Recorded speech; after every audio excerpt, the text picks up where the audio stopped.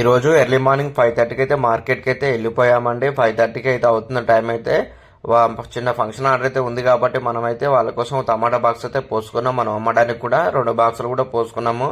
5:30కి టమాటా చాలా అంటే చాలా ఫ్రెష్ అయితే అవుపిస్తుంది. రైతులు అయితే చాలా టమాటా తీసుకొచ్చారు. ఈరోజు ఎక్కడ చూసినా కానీ టమాటా బాక్సులు అయితే ఉన్నాయండి. ఎన్టీఆర్ మార్కెట్ లోపలైతే ఈ విధంగా అయితే ఉంటుందన్న ఎర్లీ మార్నింగ్ అయితే ఎక్కడ చూసినా కవర్లు అయితే నిండా కట్టి అయితే ఉంటాయి. ఏదైనా 15 కేజీలు పైకి అయితే తీసుకోవాలి, 10 కేజీల నుంచి పైకి అయితే తీసుకోవాలి.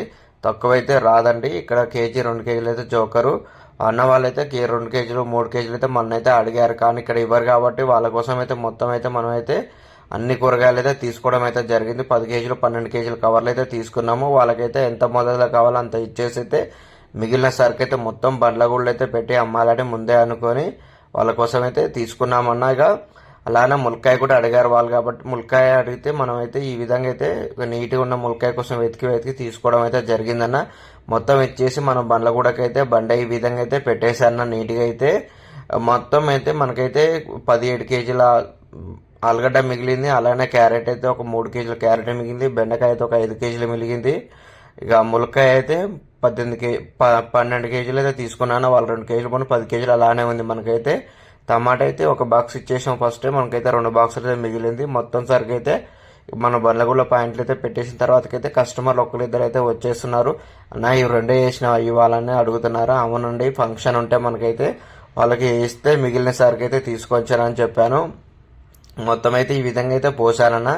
ఎండ అయితే కొద్దిగా అయితే తగ్గేదన్న ఇప్పుడు, అందువల్ల ఒక బాక్స్ టమాటా అయితే కింద అయితే పోసాను కనబడట్లేదని.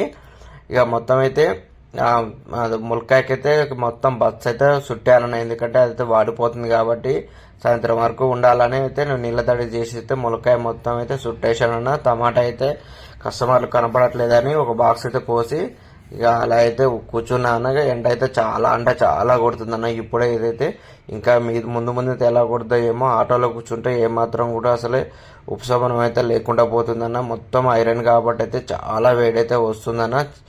ఇక అందరూ కూర్చోలేక ఎదురుగా అయితే చట్నీలో ఉంటే అక్కడికైతే కూర్చుంటాను. కస్టమర్ రాగానే వచ్చి వాళ్ళకి జోక్ అయితే మళ్ళీ అక్కడికి వెళ్ళి అయితే కూర్చుంటున్నాను. ఈ రోజు అయితే పుచ్చకాయ అయితే ఏమాత్రం కూడా కదలడం లేదని అంత ఎండ కొడుతున్నా కానీ ఇది ఎందుకు పోవట్లేదు ఏమో అనేది ఇది లాస్ట్ వరకు అయితే నేను చెప్తాను ఎందుకు పోలేదు అనేది కూడా మీకైతే.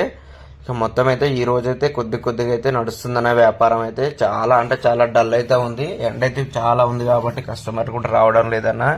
టైం అయితే ఇప్పుడైతే 2 అయితే అవుతుందన్న. ఒక్క కస్టమర్ కూడా రోడ్ల మీద అయితే లేరన్న. మొత్తం అయితే అత్యవసరం మీద పోయే వాళ్ళైతే ఉన్నారన్న. చాలా అంటే చాలా ఎండ కొడుతుంది ఇక్కడ అయితే బండ్లగూళ్ళు అయితే.